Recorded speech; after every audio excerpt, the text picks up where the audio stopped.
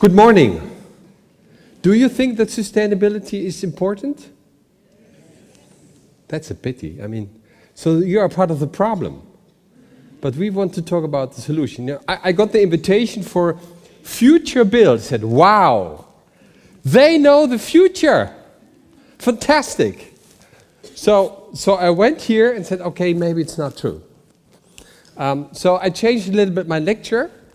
And I said, maybe it's better to talk about build with future, because if you don't know the future, maybe it's better then to do something with future. So I want to invite you for a small mental journey, because we had all this movement, sustainability, cradle to cradle, noodle to noodle, now we have circularity. So yeah, if we go on that way, then I don't know where it ends. So let's have a small look. This guy, he had a dream. But if you have a dream without a date, it's a wish. So we still have this wish. This guy, he said, okay, I don't make this mistake. I have a dream and I put a date on it. He said, over 7 years we go to the moon. No idea how to get there, no idea what it costs, no idea if it's possible, no idea what everybody thinks about that. I know one thing. My future is we go to the moon. So if you don't know the future, you can define your future. And then you're guided by your future. So that's why I decided, just in the morning, I changed my lecture. I said, okay, I will show you a little bit the future, so where we can be guided by, because this is the future from 29th of September this year. This is the moment when we will launch Madaster. So I will tell you something about what does it mean, Madaster, because we don't know Madaster. So sustainability means we're optimizing the system. But we all know there is no reason at all to optimize this system, because it's failed. So we should stop optimize something, we should transform it. Then we had Paris, everybody was very happy, fantastic. And now I was asked, so what do you think what will happen, what you hope will happen in Paris? I thought, I told them, the worst what can happen is an agreement. Because if you have an agreement, you agree about something what is possible. But we have to organize something what is necessary. And I told to my wife, okay, if there's an agreement in Paris, then we make our own agreement. Because I have a little bit strange relation with my wife. And I promised her I will stop smoking in 2030, I will stop drinking in 2040, and I will quit with my girlfriend in 2050. That's the way how we do it, right? So you know, oh, Mr. Rao, that doesn't work. Please, then your relation is gone. But this relation we created in Paris with humanity and planet Earth. We have the idea that this planet is waiting for us. Not at all. Not at all. This is completely arrogant.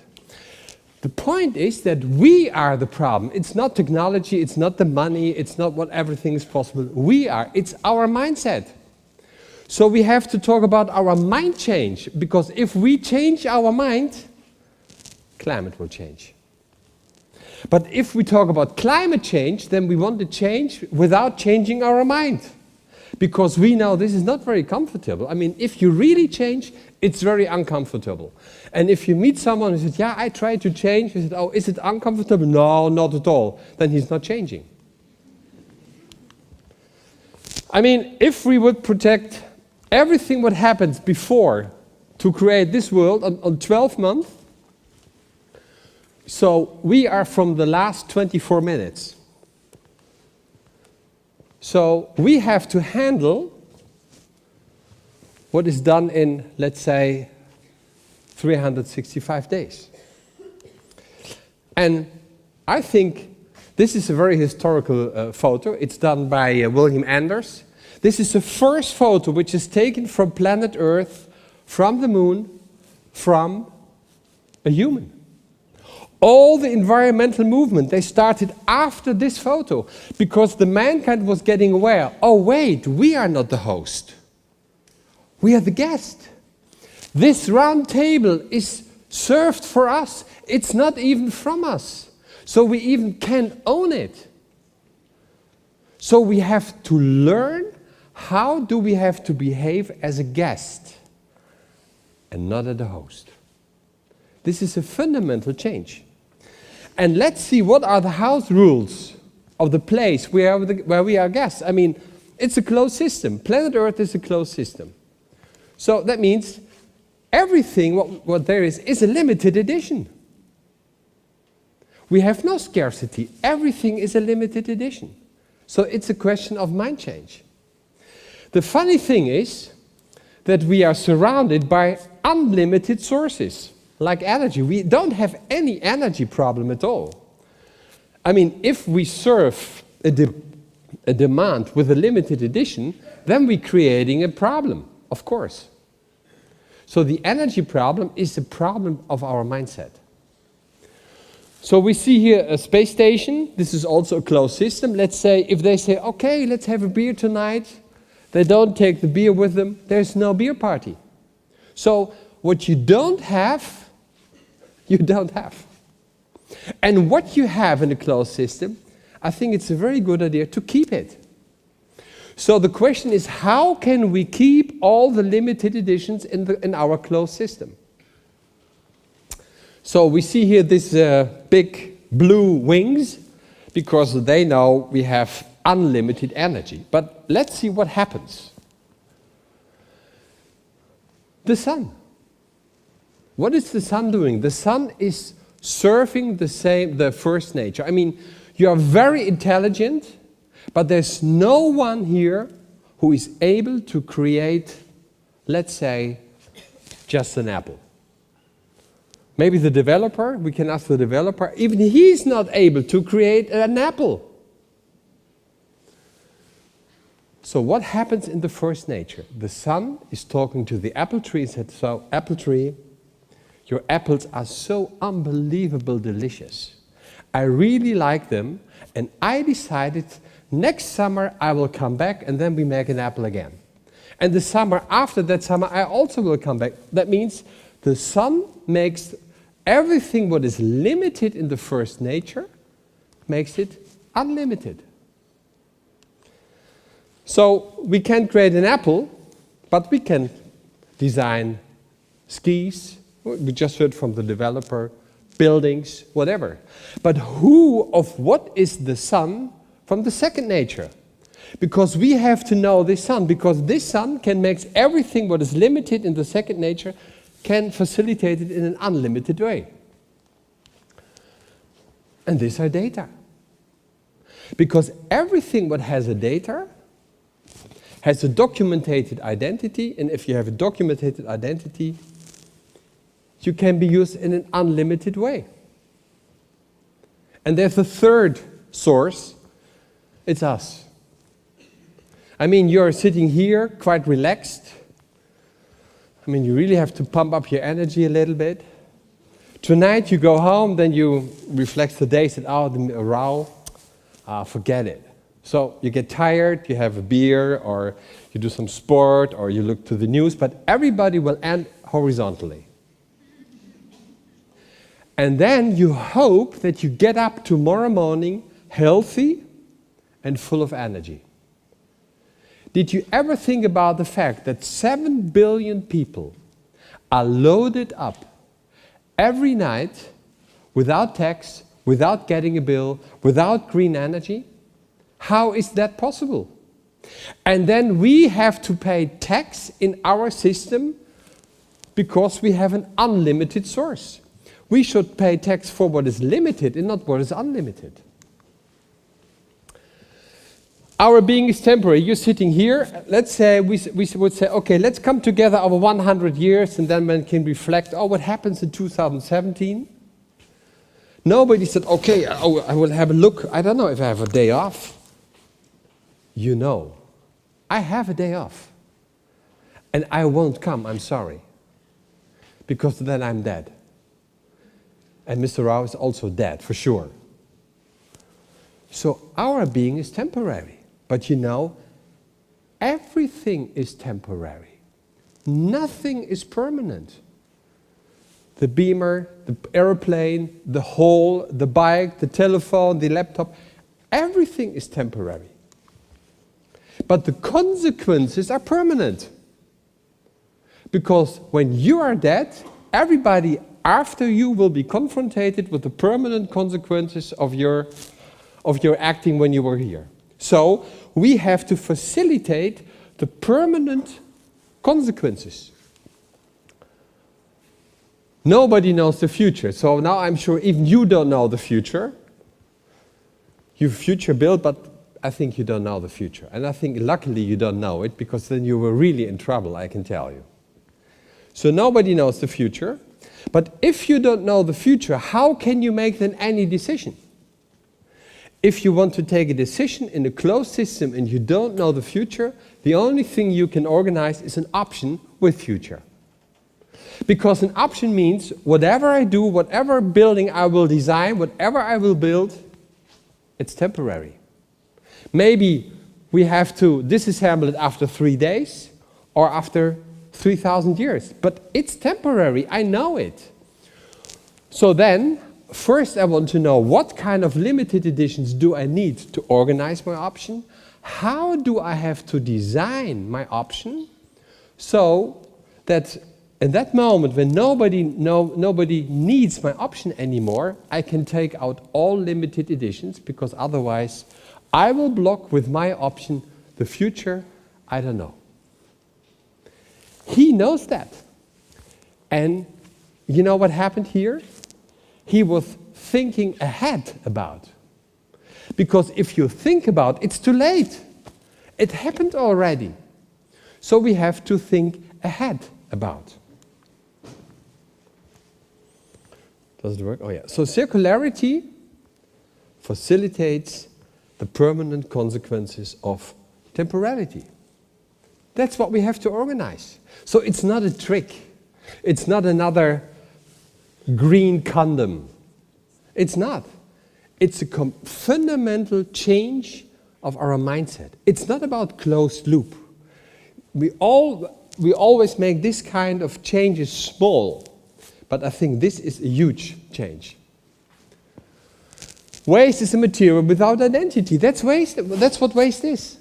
And a recycling company that just said, oh, this is copper, and this is iron. And then they said, oh yeah, to put that up, this is too expensive for me. Maybe it's better to put this in the waste incinerator. But a waste incinerator is a crematorium for limited editions. And in Holland, the energy we call the energy which is coming out of a raw material crematorium, we call it the green energy. Welcome in the world of sustainability. So we said, okay, if waste is material without identity, and we can documentate the identity of the material, then there's no waste anymore. So we decided to eliminate waste for 100%. So we introduced some years ago the materials passport. So we made a passport for all our buildings, so we know exactly what is in the buildings. And could you imagine if we would know what is all in this kind of buildings, how much steel, gold, copper, iron, whatever, it would be a material mine. But we didn't document it. So we have no idea what is in it. This is a question. Mostly as an architect you get a wrong question, and then you try to find the very best answer on the wrong question. And the very best answer on a wrong question is always a wrong answer. If you go out, you can all see all these kind of answers. So even here, they said, okay, we want to demolish this. We don't need this anymore. We want to make a new building. I said, no. Let's documentate what is in this building. So let's make a kind of a mine out of it.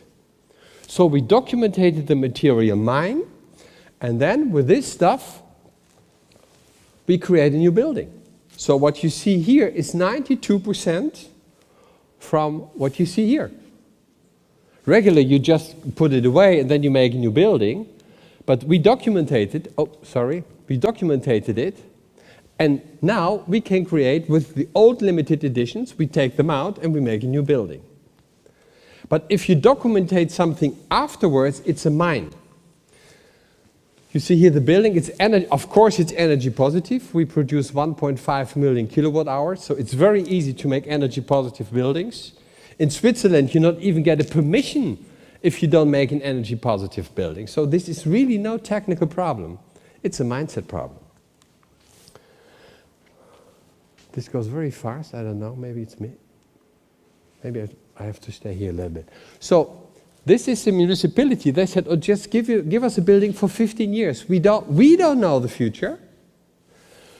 And if you know that it's an option, you create a material depot. You said, okay, what kind of limited editions do I need? How do I have to design my building so that my building by itself is a depot? This is a new headquarters of the most sustainable bank in the world, the Triodos Bank. This will be a material bank, because they will know every day what is the value of the material in my building. Everything will be documented. And at least, this is a new terminal, this is a docking station for airplanes. Then a building is becoming a machine. So you see, everything will change fundamentally in the future. Oh yeah, I put this, some people they like this, and then they can read here. So what have we done is a digital platform. I just show you some of those of the interface. So in the future, you see here the BIM, you see LOI 300. So you just put in your BIM model, and 10 seconds later, you have your passport. Then you know what you don't know before. And everything is like this, so you know exactly how much stone, glass, wood, steel, whatever, is in the building. And you can see something about the valuation, about circularity. So you get information about everything you don't know until right now. So this is a kind of a digital platform. I mean, if you make one car, it costs you 2 billion euro. If you create 1 million cars, a car is 50,000 euro. So we have to scale it up. I mean, we made already maybe 10 passports, but we want to make 10,000 passports. So we need a library for those passports. Because in the library, you know exactly what kind of books do I have, are they out, are they in, are they in? It has to be, it has to be scalable and intelligent, of course. I mean, we just learned data is an unlimited source. We will launch it publicly on 29th of September in Holland. Then everybody in Holland who has real estate can create in between 10 seconds his own material passport. So Holland will be much richer after the 29th of September. Because then we can capitalize something we don't know yet. We want to create a global market standard, of course, because we have to inventorize it, and it should be a public platform. So Madassa Foundation is a public initiative created by the private sector, because the government is not doing anything anymore right now. They're just waiting. So with all these companies, we call them the 33 candidates. We created this platform in the last year, and we will launch it in Holland on the 29th of September. So, what is the step beyond this? We all know in between circularity, it's about product as a service, because we want to bring power and responsibility together. A and B, the biggest hotel company in the world. How many toilets did they clean this morning? None. Because they have no hotel room. So they're the biggest one with nothing. So they have power and no responsibility. So the future will be that we have to bring together power and responsibility.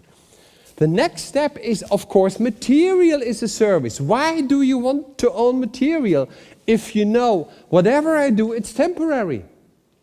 And I can tell you, even Steve Jobs, he couldn't take an iPad with him. So we have to leave everything behind us. So that means the landlordship for materials will be with the mines.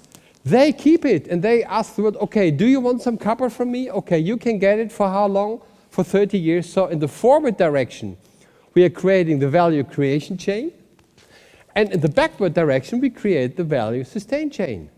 So the material is off somewhere in the forward direction because someone needs it, or it's in the backward direction because nobody needs it anymore. So it's not about a closed loop. It's a perpetual chain of materials. And that's why we need Madasta, because we have to know where is the book. Where the book is not in the library, but where is it? With whom? When did he take it? How long do we want to read it? And when is it coming back? We have to documentate this. So the Madasta is the cadaster of materials. And why do we have a cadaster?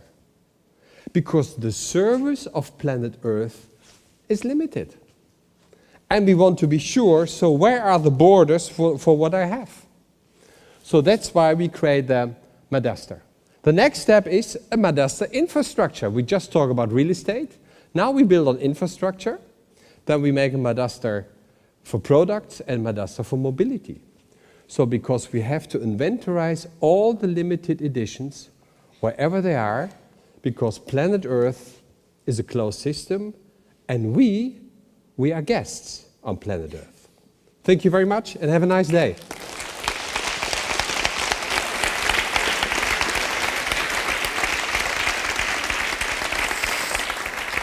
Yes. I know you are in a hurry, but I guess you have time for a couple of questions. The concepts of circular economy is quite new in Norway, and in FutureBuilt we work with developers who want to, with ambitious developers making pilot projects, but we do not yet have pilot projects that really dive into the concepts of circular economy. And do you have any advice for us how to get started? How can we actually get pilots on circular economy? Now, first you say you just start with circularity, but you know, Holland, they just need one night to get circular. So that means they are not circular. I mean, if you use the word, it doesn't mean that you are what you want to be. I think the most important question is, I mean, the developer, the business model of a developer is that he is creating something. Everybody's very happy. He has a lot of money, and he's creating something. But if it's created, he's running away. So mostly they don't take all the responsibility for the effect what they developed. So I think the role of the developer in the future has to be a landlord. He has to take care, let's say, for the building at least for 30 years. So he has to be responsible for the permanent consequences of his own development, and not us, and not the society, and not the city or whoever. So it's everywhere the same, that we have to bring power and responsibility. We have to bring it together. Whatever you do, everybody has to be responsible for the consequences of his own decision. So in fact, it's very simple, but I can tell you, very uncomfortable. Yes, it is. As I said, we work with developers, and we often take developers on a trip to see expiring examples in other countries. Or could we bring developers to Netherlands and see some of your projects? Yeah, they can see some new mistakes, yeah, for sure. Some mistakes. Yeah, so you're very welcome to have a look to the new mistakes. So because we know the old mistakes, so let's have a look to the new mistakes. Yes, but the mistakes is part of the process, so that's also useful. I mean, reality is just afterwards. Afterwards, you know what was the reality. So that means we have to figure out new mistakes, and then afterwards we see, was it a good idea or not? But we know the old mistakes, we know what happened, so we should stop that and we should optimize it. Okay. Okay? Yes. Good. Yeah. Thank you. Have a nice day. Thank you.